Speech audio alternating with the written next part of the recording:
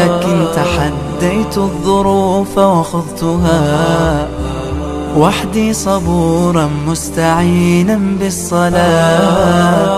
كم مرة عصف الأنين بداخلي، كم مرة قد ذاق قلبي من أسى محنتها، وكم كرهت مصابها. As you can see on screen, you got the book Al-Ghiba wa Namima, okay? And this is by Ibn Abi Dunya.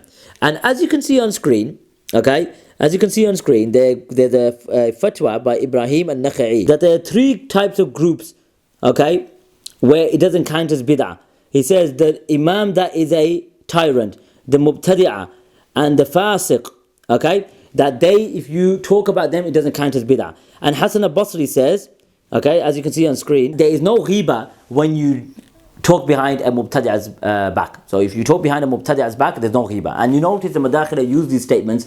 They say, the Salaf said that there's no ghiba behind when you talk behind Ahl al-Bid'ah. And they apply this to, the ones they disagree with. Even amongst the Salafis, they also could talk behind their back and say, no, but the Salaf said, if you talk behind Ahl al-Bid'ah, then it's okay. There's no bid'ah. Now what I want to do is I want to ask the Super Salafees some direct questions regarding their dawabit and their qawaid in approaching the statements of the Salaf holistically. Okay.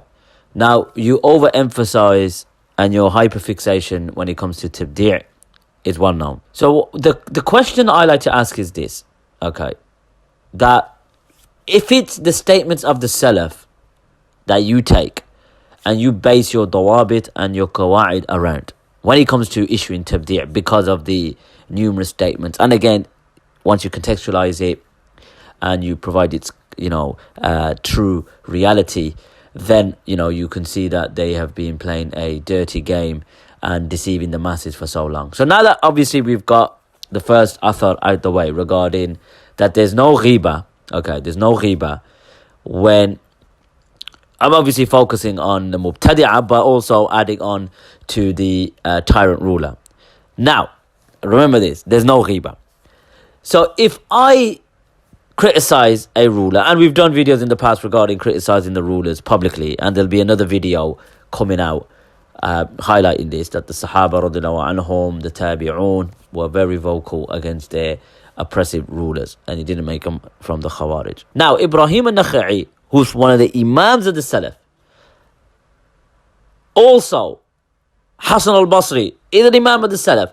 So I've got two noble Imams, big Imams, major Imams, saying that, putting together in a list, that speaking against the Mubtadi'ah, the innovator, and the Imam that is tyrannical together.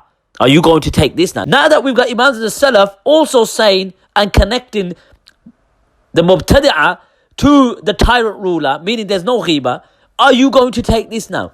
So when we criticize the ruler, okay, we'll say there's no ghiba, because Imam Hassan al-Basri and Ibrahim al-Nakha'i said there's no ghiba for the Imam al-Ja'ir.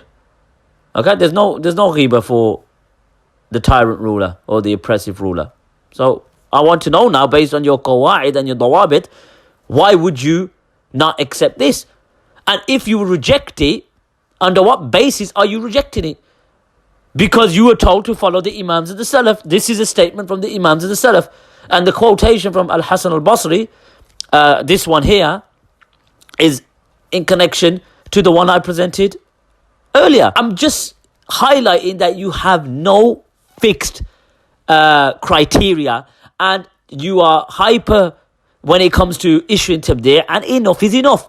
Now I would like to ask, when obviously putting it all together, why doesn't the ruler come under this? Why doesn't the ruler come under this? If we are allowed to make ghiba against the mubtadi'ah, which basically means that you are warning against them publicly, okay, you are warning against them publicly, then I would like to ask, why is it, because we presented many athar regarding the rulers and criticizing them, and we've done it before, but I'm going to make it into a separate video. I like to ask now, based on usul and dawabit, if it's the kalam of the Salaf that you refer to as the benchmark, as the criteria, as the foundation, then we have got clear testimony from two Imams of the Salaf. Okay, one should suffice, shouldn't it? One should suffice. We've got two saying the same thing. So now I like to ask, would you accept this? That when we openly criticize the ruler because of a munkar that they do openly, okay, and we criticize it according to the Salaf, this is not ghibah. This is not ghibah. So I just like to know, where do you draw the line?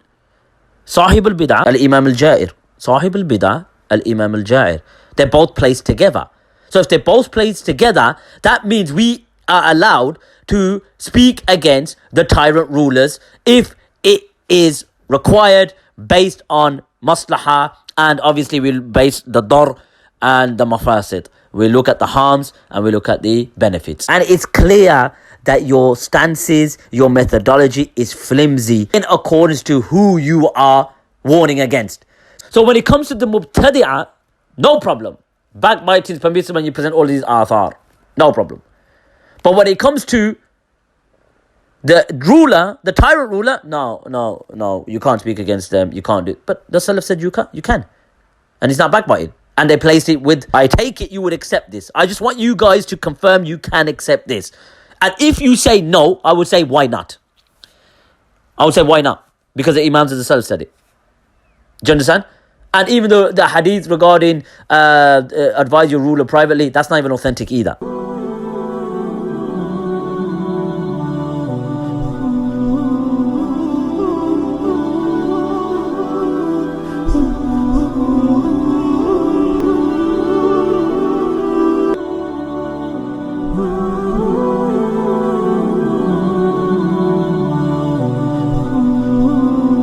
As you can see, I've got Al-Athqar by Imam al-Nawawi, okay? And as you can see on screen, Imam al-Nawawi is under the chapter of Bab al-Bayan ma yubahu min al-ghiba, that when it becomes recommended to do ghiba. And the first one is when it's oppression. So it mentions that it's permissible for one who is oppressed to complain about a situation to the ruler or to a judge about someone who holds authority or has the ability to grant him justice against the oppressor.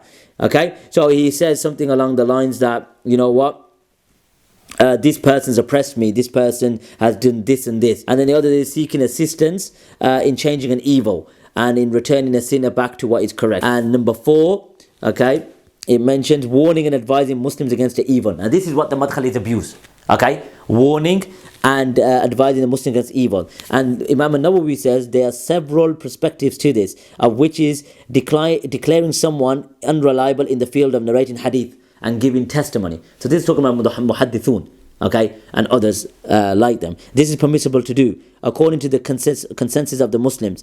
Rather, it becomes obligatory to its necessity, and then it carries on. Imam Nawawi mentions that when you see a student go into an innovator, or a deviant for that matter, seeking to attain knowledge from him, and you fear that it may affect the student, so in that situation you must advise him about the condition of that innovator, or the condition on the condition that your intention only be for the sake of advising. So this is the one that is abused.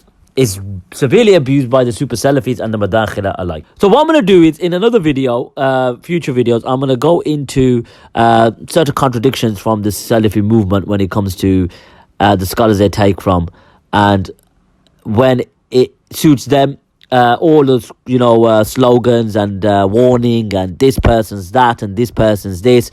Then when we go into the books of those scholars that they take, who by their own admission, are what they warn against, okay? They admit it in their own books that we are this. They will ask you, well, then avoid taking their works, or be bold and call them people of innovation, because you can't have one rule for one and another rule for another. So that's just to highlight really that backbiting, okay? Now backbiting, again, it's permissible in certain conditions, and we agree with that. We're not denying what Imam Nawawi says. Now, by the way, Imam Nawawi was a mutakallim, so again, according to your standards, he's a person of innovation anyway, which is strange. Jabba. But we'll deal with that in another video. But as I was saying earlier, that if you're going to use these statements that the innovators, you can backbite them, then the Salaf also acknowledged that you can backbite the tyrant ruler. okay, or the tyrant ruler. In other words, okay, they'll piece them together. They piece the innovators and the tyrant rulers together. I've already done a video which will come out soon in relation to criticizing the rulers publicly, which the Salaf did, okay, publicly, and that will be done, and that will be released shortly. It's an extract like the other extracts. So please come out and admit that now we are allowed to criticize the tyrant rulers based on maslaha, etc. and mafsada. We are allowed to now, okay? We are allowed to, because backbiting the innovator and the tyrant ruler comes together, okay? So be consistent, okay? Until the next video, wa sallallahu ala nabiyyina Muhammad. كم مرة عصف الأنين بداخلي كم مرة قد ذاق قلبي من أساه محن تمر وكم كرهت مصابها لكن رأيت الخير يسكب في أنا كم مرة قد ضقت من عظم البلاء بشر وشيطان يحاصرني أبا كم مرة قد أظلم الدرب ضحى وتحدر الدمع وضاقت بي رؤى كم مرة عصف الأنين بداخلي كم مرة قد ذاق قلبي من أساه محن تمر وكم كرهت